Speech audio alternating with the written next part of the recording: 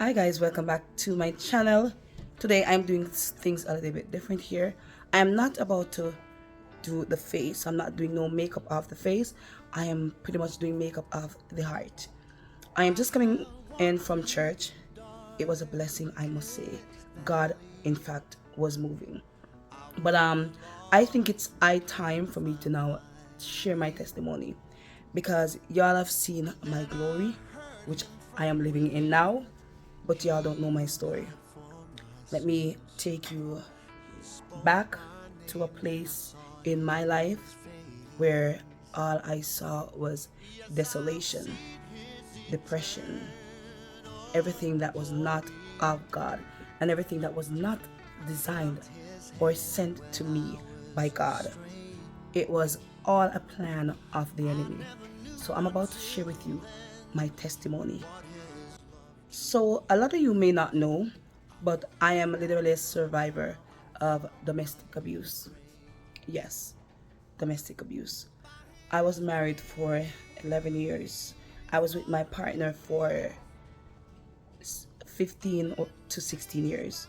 For the most part, the first part of our relationship was long distance because I was living in Jamaica and he lived here in Canada. But we kept our relate for some reason we kept it going.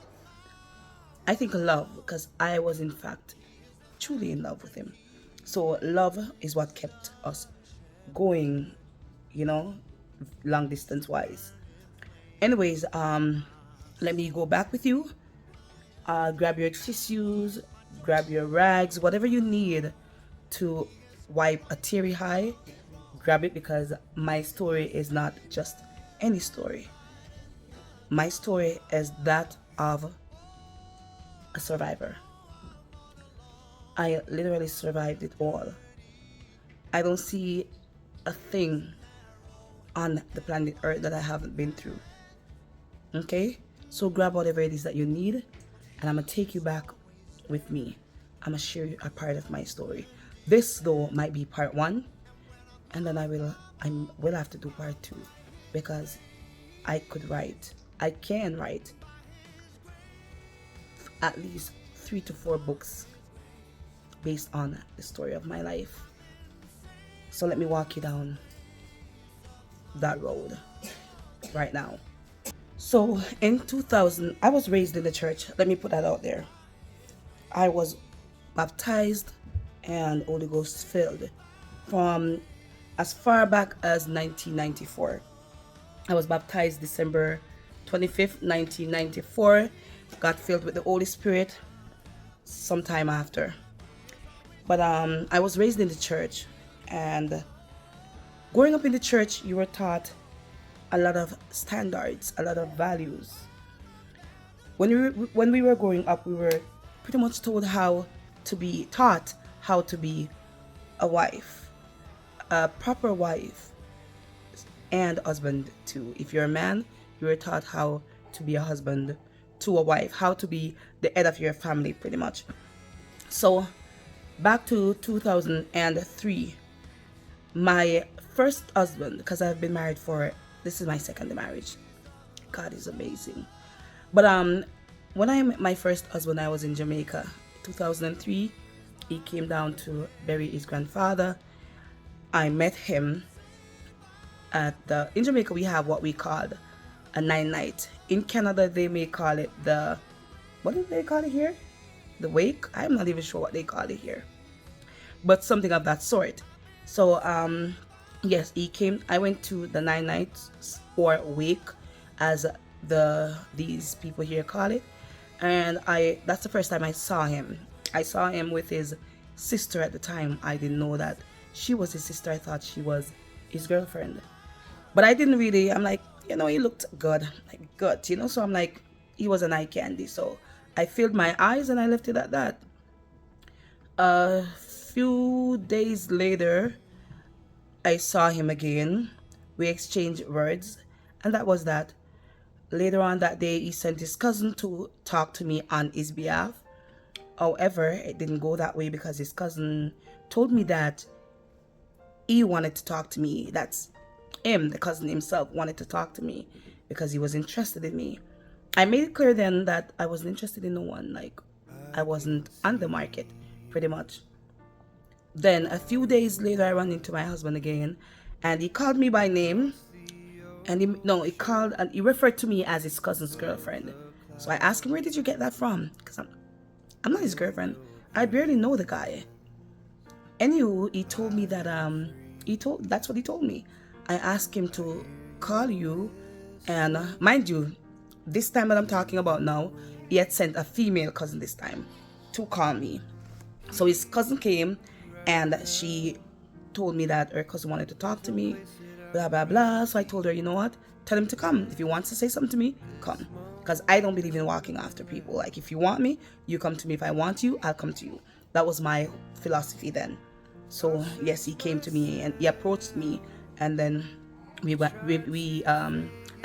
began talking. So after we were there talking, and I made it clear that I wasn't with his cousin and whatnot, we somehow became friends. We hung out a couple times before he came back to Canada. But he wanted my phone number. I didn't give it to him then. So later on, I talked to one of his cousins, and I gave them my number and tell them, you can give it to him. So we began talking on the phone for a while. And when I tell you, he was the sweetest, I mean, he was literally the sweetest. Soft-spoken, well-mannered.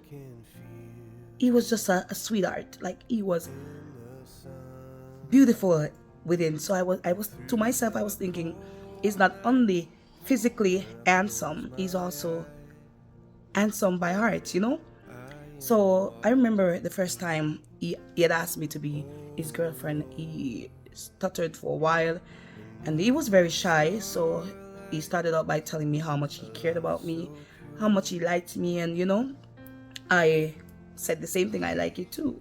I care about you too. All of the above. Then he had asked me to be his girlfriend. Now, mind you, when I met him, I tried to set him up on a girlfriend of mine because at the time, my ears weren't pierced. I was just supernatural. Well, I don't mean supernatural, but I was natural as it gets. And I didn't wear pants. I didn't wear shorts. It's just dresses or skirts and whatnot because I was raised in a Pentecostal church. And for those who know Pentecostal back home, they're very strict when it comes on to dress codes and whatnot. So I was that type of dresser. So I didn't think he would have been comfortable with me. So I was introducing him to my friend, and I was trying to get Simone to talk to him. Simone didn't want to talk to him. Hi, Simone, if you're hearing this, remember them days? She was like, no, he's not my type. He's too light-skinned, blah, blah, blah. At the time, though, I like dark-skinned guys. So I'm like, he's too light. But for some reason, after talking to him for a few months, I decided, you know what? I'm going to give it a try. So, yes, I agreed on being his girlfriend. Anyways, we dated for a few years before he came back to Jamaica. When he came back to Jamaica in 2006, after we met, that was 3 years later. I was there, waiting on him to come back. I failed to move on with anybody. I just wanted him to come down so we could start our lives. So he came down in 2006, and when he came down, we get to knowing each other even more. Then we planned on getting married. I got pregnant. I had a miscarriage then. And when I had the miscarriage, he was here in Canada, but it happened. And honestly, guys, looking back now, I realized that him crying and whatever emotions that he was showing me then was just to love bomb me or to fool me into thinking that he is who I am expecting. Mind you, when I met this guy, he asked me, what are you looking for in a guy? And when I look back on that question today, because when I meet my now husband, he asked me that too, and I refused to tell him because I'm like, yup, I've learned from my mistake. The last person who asked me that, as far as I'm concerned, he just asked me that because he wanted to know how to perform, how to behave, how to pretend that he is whom I'm looking for, so that I would love him and give him a chance in my life. Anyways, long story short, we got married. I had another baby, 2 more babies. He brought me to Canada. The year when he came down from Canada to bring me from Canada, he came down to Jamaica, to bring me back with him to Canada. I started seeing some changes in him. But I was like, maybe he's just going through a phase, maybe he's stressed, because I know he was stressed. He had some financial issues that he related to me, so I'm like, maybe that's what's causing him to act the way he was acting. Anyways, I talked to him then, and I asked him not to what's the word I'm looking for? I asked him not to continue this type of activity, for the lack of a better word, this type of attitude, behavior, whatever you want to classify it as, when we get to Canada, because I don't want that type of life, I don't want a dysfunctional marriage. Yes, I did not want certain things into my marriage. I wanted a perfect marriage. Anyways, we came to Canada. The first time, the moment I set foot, when I was at Normal Manley, the airport in Jamaica, it's Normal Manley? Yeah. When I was at Normal Manley's airport, they were giving me, I was having an hard time with my kids. They were giving me an hard time. They were Canadian citizens born outside of Canada. So he did not sponsor them. He sponsored me though. So they had to get their citizenship sent down from Canada and their passport, So I got that and whatnot, but I did not get the passport back for my baby. I just got his citizenship back. Anyways, I was having a hard time, so I was kind of stressed, and I had 2 babies coming up with. I remember boarding the plane. He was nice to me the whole time. Everything seemed okay. I fell asleep though. Then one point he woke me up and he's like, "We're flying over Miami." I'm like, "Oh, that's Miami," excited and all. And guys, the moment the plane was approaching Toronto's airport, I kid you not, this guy, his entire demeanor changed.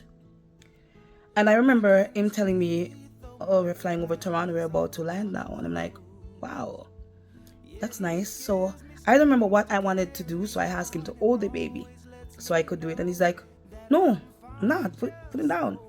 And I'm like, "The baby's crying, so just hold him for a sec so I can." And he was giving me a hard time, he's like, "Whatever, hold her for a second." And he's like, "Whatever." And I'm like, okay, maybe this is a phase, because I'm not used to him being a certain way. I was with him for years before we actually got married. I've never heard him disrespected me in no way, shape, nor form. I've never heard him call me outside of my name. But the moment I came to Canada was when everything switched. I saw the attitude. The plane landed. I got off the plane. He put on his, puffy jacket. He was well warm. I wasn't wearing a jacket, and I didn't know that Canada was this cold. So I remember when I felt the cold, I was like, wow, this is different, absolutely different from what I'm used to. So he took the suitcase and whatever, and he just left me. And his friend was like, "No, you cannot do that. Like, she needs a jacket, bro. It's freezing outside." Mind you, it was January. January in Canada ain't pretty. Like, it ain't easy. That's one of the worst months when it comes on to coldness. January is extremely cold. January is like no other. And he walked away, and his friend was like, "No, you cannot leave her like that." So his friend took his jacket off and he gave it to me. "Thank you, Q. You did that." So he took his jacket off and he gave it to me, and he held my hand and helped me with the baby. He took the baby and he held onto my hands because he was like, "There's black ice all over, you might slip." And he brought me to the car. When I went to the car, my husband went into the front seat, left me with the kids in the back, and I was like trying to, like, I just felt out of place. He was talking to his friends the whole time. We had like 45 minutes to get home. And he was talking to his friend the whole time as if I did not exist. I remember at one point I'm like, I was hungry, so I'm like, is there any McDonald's or so anywhere close? He's like, no, no, no. So I asked him, how far away from home are we? He was like, you'll see. They just don't ask me nothing. And the attitude started, and I'm like, what are you on? Like, maybe you're just showing off because you see your friend or something? I didn't say that to him. That's what I was thinking. So I'm like, okay, I'll leave him be. The ride was long. Remember, it's my first time here, so 45 minutes it took forever, and it was cold. The car, I don't remember if the eat, I don't remember. I don't. The ride wasn't comfortable though. So we got home to his friend's house because when I was coming up, his cousin made it clear to us that his mom didn't want us in the house. This boy was living with his mother the entire time, his entire life.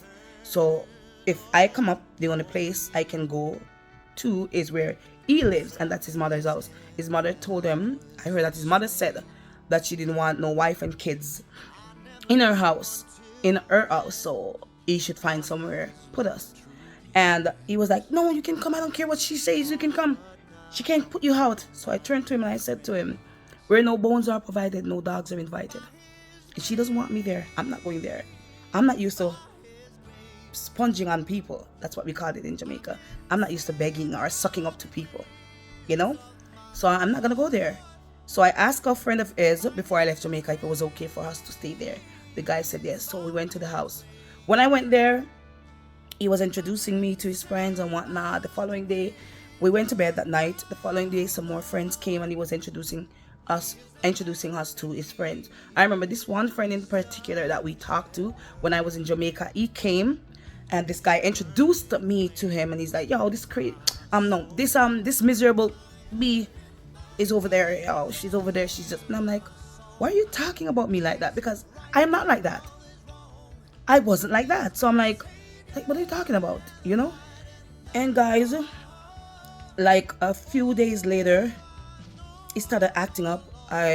He started talking down at me, started disrespecting me, and then he started getting physically abusive.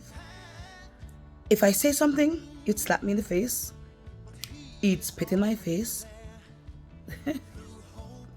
Oh, my husband, you are something else. I'm gonna cut for a second, guys. Sorry, guys.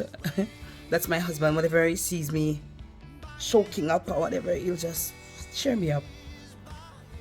Anyways, let me continue then.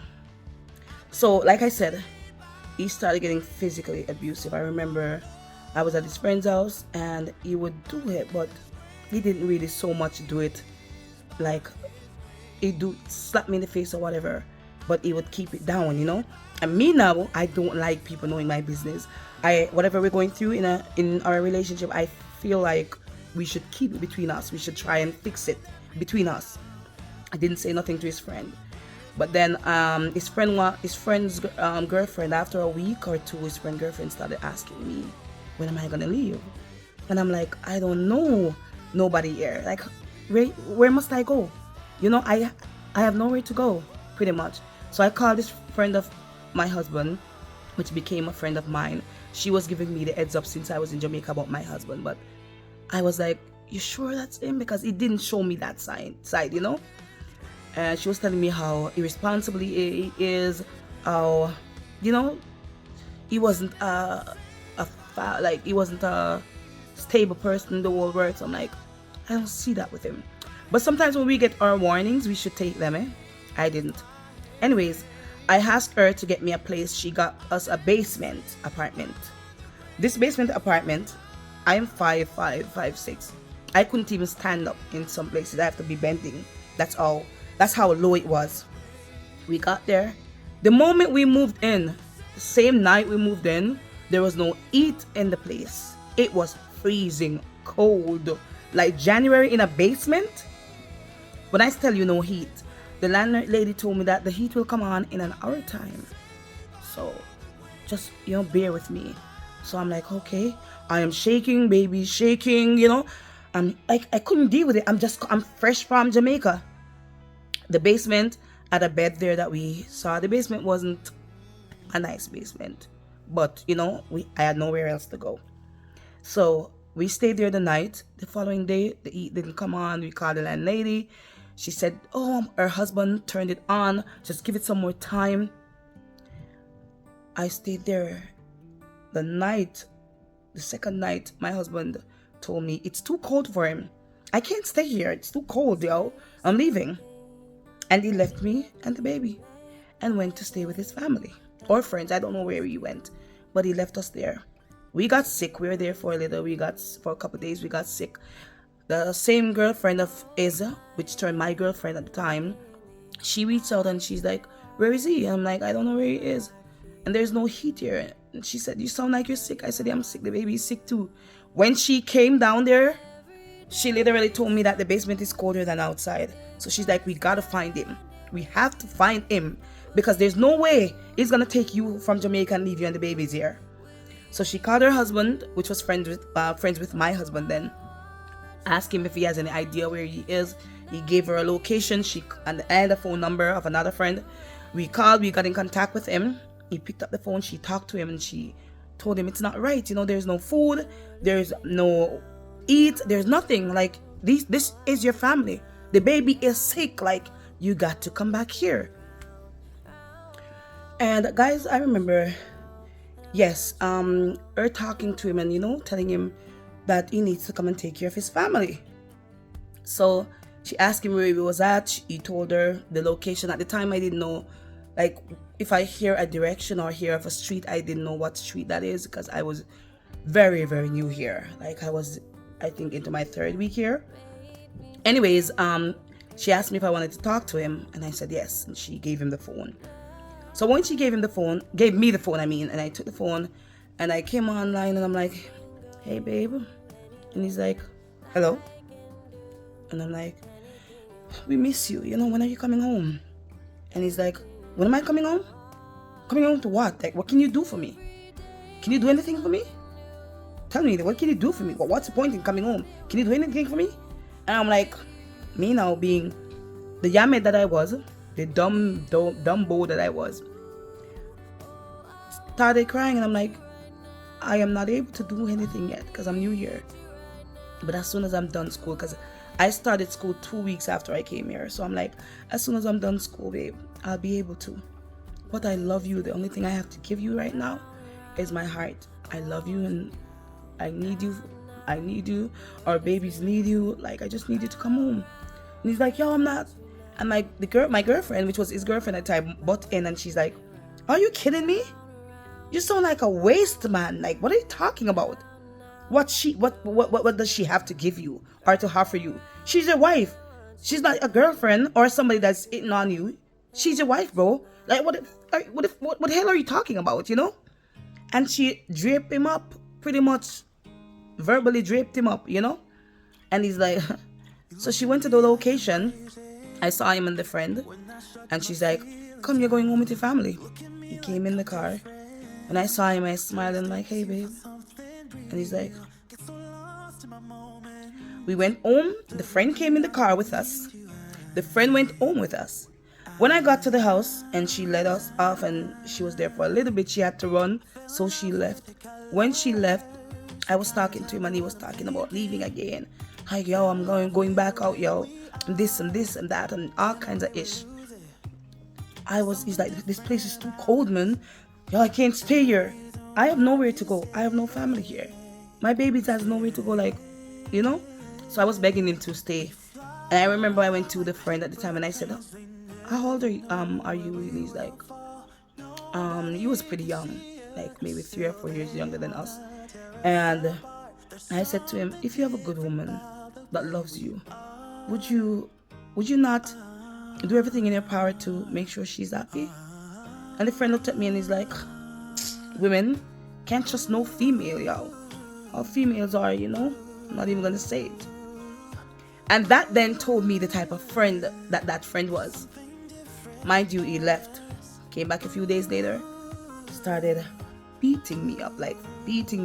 I wouldn't fight back because at the time I believed that if I don't fight back, then it will stop. Like the beating up won't go no further.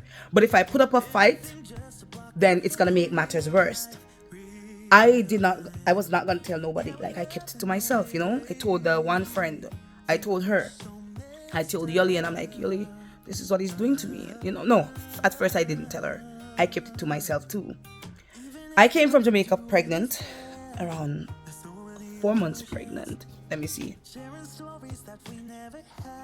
I was around 4 months pregnant at the time. When I came up, the belly was younger. Because this is like 2 months after I came up.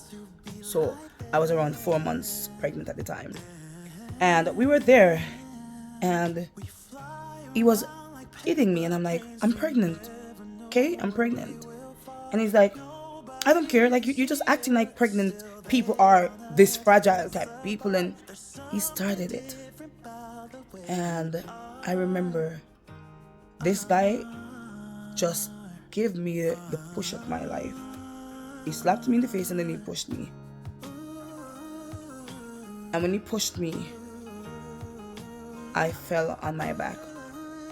I felt the breath, like my breath left the body, like, you know? And he came over me and he kicked me. And he was just kicking me and I'm like, okay, this is new. Like, when you were raised the way I was raised, if somebody puts their foot on you, that's utter disrespect. That's disrespect of the highest level. And he gave me some good kick. Then I had tried to ask him to help me up. He refused to. I remember lying there and praying the Our Father prayer. Then I got up. For some reason, God helped me a few minutes later to take my little time and get up. When I got up, I had a big opening in my side. A few days later, I lost the baby. That was hard enough. Like, I remember when I was losing the baby, I called Yuli. I called that one friend and I said to her, I am losing the baby because of what he did to me the other day. The kicks, I think they're now setting in, you know, I'm losing the baby. She's like, call the ambulance. I called the ambulance came. When you call the ambulance here, you have fire trucks, police, everybody shows up. Everybody came and they asked me what had happened. I told them I fell down the stairs. And when I told them that, they were like, okay, they took me to the hospital. When the doctors examined me and whatever and find out the cause of what caused the miscarriage, they asked me, a matter of fact. I told them I fell on the stairs. They told me that my story does not add up. Guys, this is where I leave part 1. Comment down below. Let me know if you want to see part 2 and stay tuned. My story is to remind you that it ain't over until God says it's over. And sometimes God wants you at a deeper heights, higher heights and deeper depth. And in order for him to get you there, he has to remove and replace. God bless you. Thank you for watching. And I will see you in the next one.